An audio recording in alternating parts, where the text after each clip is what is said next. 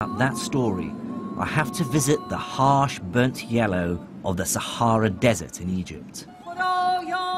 There I am to meet an academic who wants to show me how the translation movement took the Arabs to Egypt on a quest to break a code, which they thought hid the secret of the dark art of alchemy.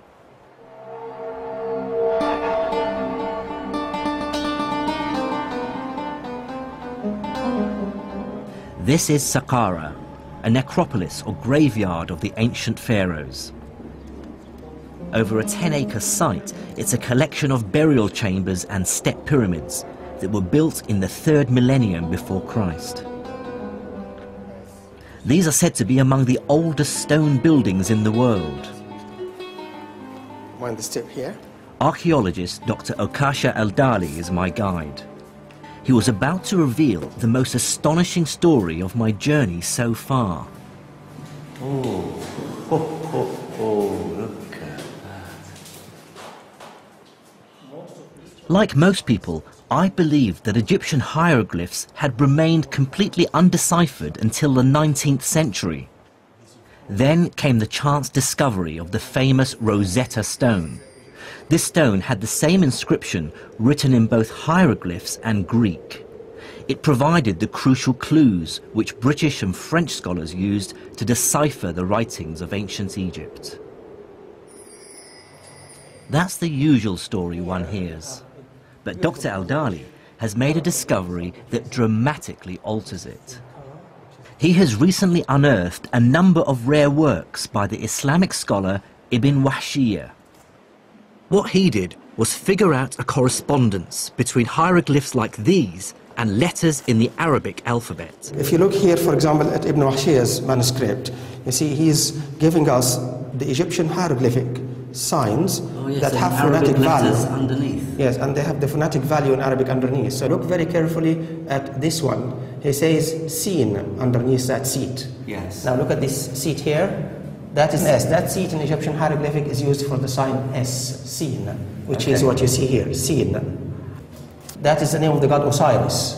Osiris. Oh, with an S. That's the seen. Yeah. This is the letter H. This one here. This is the heart.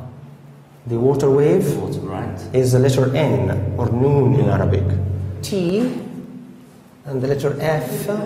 These are all letters. These are all letters. But then he realized... But how did he decipher the hieroglyphs? The one good thing about the early Arab scholars was their ability to link ancient Egyptian language, we call hieroglyphic, to link it with their own contemporary Coptic. They realized that Coptic is nothing but the later stage of ancient Egyptian language. And they realized this because the translation movement had literally placed hundreds of Coptic texts into their hands. The scholars could now see a direct link between hieroglyphs and Arabic. What fraction of these symbols would have been correctly deciphered? They got about 14 letters. They cracked more than half of the Egyptian hieroglyphic correctly. So that was a remarkable achievement for people in the 9th century, 10th century.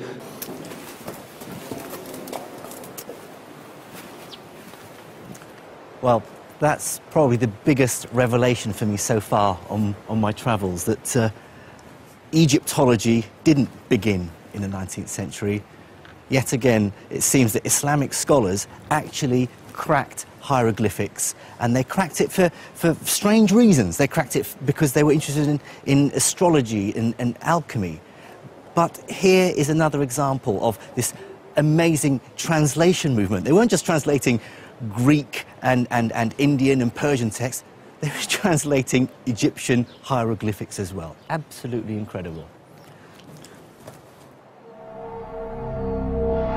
Unfortunately for the Caliph al-Ma'mun, the hieroglyphs contained no alchemical secrets. But what this story reveals to me is the insatiable curiosity Islamic scholars had about the world. They were desperate to absorb knowledge from all cultures purely on merit, with no qualms about the places or religions from which it came.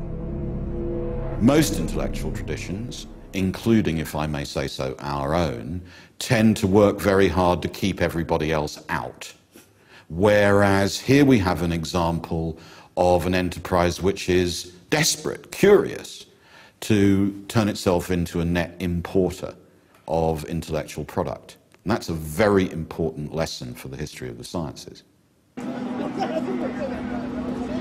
I was soon to see just how dramatically this fueled scientific innovation. But it's worth remembering that the translation movement wasn't just about science and medicine. As the capital Baghdad sat in the center of a vast, successful empire, it became home to an extraordinary flourishing of all kinds of culture.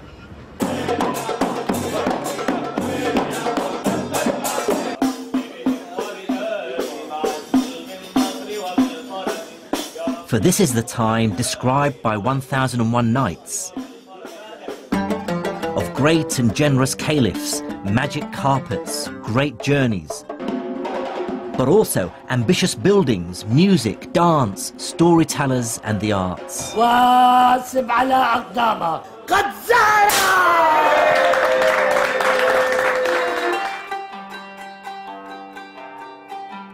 Baghdad was such a cultured and vibrant city that one traveller of the time wrote, "There is none more learned than their scholars, more cogent than their theologians, more poetic than their poets, or more reckless than their rakes."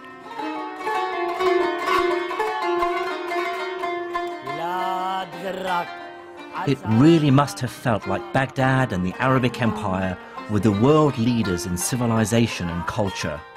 To be part of that city's growing intellectual elite must have been as exciting as it gets.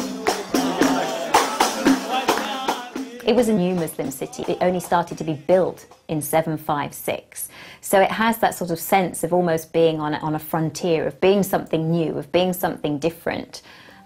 It was full of courtiers, it was full of sort of nouveau riche individuals who were trying to make their way at the Abbasid court. And it is the sort of a place, if you like, where innovation is valued and appreciated. At the heart of the city's intellectual life was a system called the Majlis. Now, the word Majlis could probably best be translated as salon or talking house.